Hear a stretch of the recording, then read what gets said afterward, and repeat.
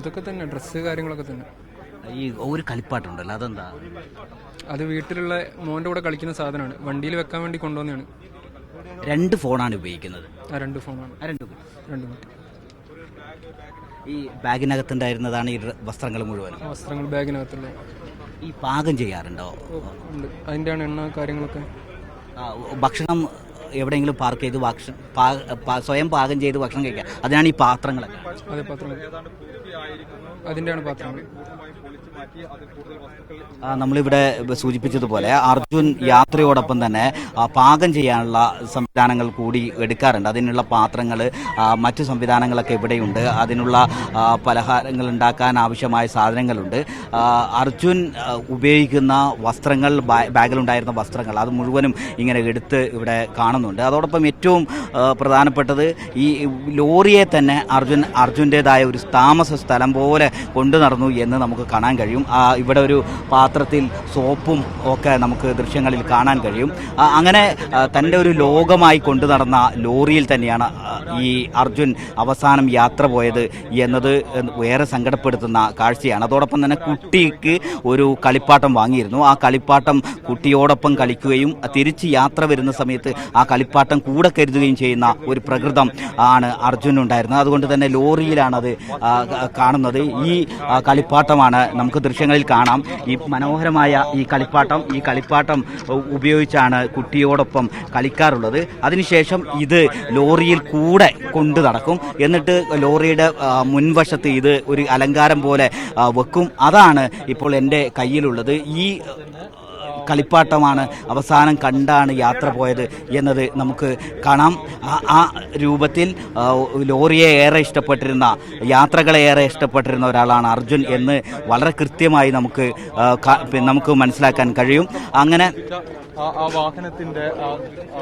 ആ രൂപത്തിൽ ഉള്ള കാര്യങ്ങളാണ് നമുക്ക് ഇവിടെ കാണുന്നത്. ഞാൻ നേരത്തെ സൂചിപ്പിച്ചതുപോലെ 2 മൊബൈൽ ഫോൺ അർജുൻ ഉപയോഗിച്ചുകൊണ്ടിരുന്നു. ഈ 2 മൊബൈൽ ഫോണും കണ്ടെത്തി. അതോടൊപ്പം അർജുൻ ഉപയോഗിക്കുന്ന അർജുൻ്റെ ബാഗ് കണ്ടെത്തിയിരുന്നു. ആ ബാഗിനകത്ത് അർജുൻ കൊണ്ടുപോയ മുഴുവൻ വസ്ത്രങ്ങളുമുണ്ട്. അതോടൊപ്പം അർജുൻ ഉപയോഗിച്ചിരുന്ന വാച്ച് കണ്ടെത്തിയിട്ടുണ്ട് അവിടെ. ഇപ്പോൾ നമ്മളോടൊപ്പം ജിതിനുണ്ട്. ജിതിൻ, നമുക്ക് അർജുൻ്റെ 2 ഫോൺ കിട്ടി, വാച്ച് കിട്ടി. എന്തൊക്കെ നമുക്ക് കണ്ടെത്താൻ കഴിഞ്ഞു? ഒട്ടുമിക്ക എല്ലാ സാധനവും നമുക്ക് ലഭിച്ചു കഴിഞ്ഞിട്ടുണ്ട്. അവൻ്റെ ഫോണ്, പിന്നെ കളിപ്പാട്ടം, മറ്റു ഡോക്യുമെന്റ്സ്, പാത്രങ്ങളെല്ലാം നമുക്ക് ലഭിച്ചു കഴിഞ്ഞിട്ടുണ്ട്. ഈ ലൈസൻസ് പോലുള്ള ഡോക്യുമെന്റ്സ്, അങ്ങനെ പേഴ്സ്, അങ്ങനെ എന്തെങ്കിലും? അങ്ങനെ പേഴ്സ് കിട്ടിയിട്ടില്ല ഇതുവരെ. പക്ഷെ നമ്മളത് മാക്സിമം ഓക്കെയാണ്. ഇവിടെ തന്നെയാണ് ഈ കൊണ്ടുപോകുമ്പോൾ കുളിക്കാനുള്ള സോപ്പ് കൊണ്ടുപോകുന്നു, അതുപോലെ പാകം ചെയ്യാനുള്ള പാത്രങ്ങളൊക്കെ കൊണ്ടുപോകുന്നു. ഇതൊക്കെയാണ്, അങ്ങനെയാണ് ഒരു രീതി അല്ലേ? അതെ അതെ അതെ അതെ അതെ അങ്ങനെ തന്നെയാണ്. എല്ലാം കൂടെ കൊണ്ടുപോകും. അതെ അതെ അതെ എല്ലാ വസ്തുക്കളും നമ്മൾ അവൻ കൂടെ കൊണ്ട് തന്നെയാണ് നടക്കുക. കാരണം ഒരാഴ്ച 10 ദിവസം നീണ്ടു നിൽക്കുന്ന യാത്രയായിരിക്കും. അപ്പോൾ വസ്ത്രങ്ങൾ, ഭക്ഷണ സാധനങ്ങൾ, അത് പാകം ചെയ്യാനുള്ള ഇൻസ്ട്രുമെന്റ്സ് എല്ലാം കൂടെ തന്നെ കൊണ്ട് നടക്കുന്നു. ഈ ഭക്ഷണം പുറത്തുനിന്ന് കഴിക്കലല്ല, സ്വയം ഉണ്ടാക്കിയാണ് അധികം. സ്വയം ഉണ്ടാക്കി കഴിക്കാറാണ് പതിവ്. ആ തുടക്കത്തിൽ ഇതിൽ ഉണ്ടായിരുന്ന ഒരു ആശങ്ക എന്ന് പറയുന്നത് ഈ ഹോട്ടലിന്റെ അടുത്തായതുകൊണ്ട് ഭക്ഷണം കഴിക്കാൻ പുറത്തിറങ്ങിയിട്ടുണ്ടാകുമോ എന്നുള്ളത് ഒരു ആശങ്ക ഉണ്ടായിരുന്നത്. പക്ഷേ നമുക്ക് ഉറപ്പായിരുന്നു അതിന് സാധ്യത കുറവാണെന്ന്. ഇത് കാണുമ്പോൾ തന്നെ നമുക്കറിയാം ഭക്ഷണം സ്വയം ഉണ്ടാക്കി കഴിക്കുന്ന ഒരാളാണ്. അതെ അതെ തീർച്ചയായും. ഇപ്പോൾ ജിതിൻ സൂചിപ്പിച്ചതുപോലെ തന്നെ ഒട്ടുമിക്ക എല്ലാ വസ്തുക്കളും ഈ ലോറിയുടെ ക്യാബിൻ പൊളിച്ച് പരിശോധിച്ചപ്പോൾ നമുക്ക് കണ്ടെത്താൻ കഴിഞ്ഞിട്ടുണ്ട്.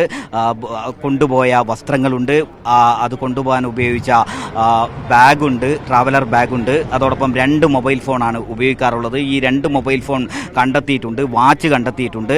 അങ്ങനെ ഒട്ടുമിക്ക സാധനങ്ങളൊക്കെയും ഇപ്പോൾ ഈ ലോറിയുടെ മുൻവശം, അതിൻ്റെ ക്യാബിൻ ഭാഗം പൊളിച്ചു നീക്കിയപ്പോൾ കണ്ടെത്തി.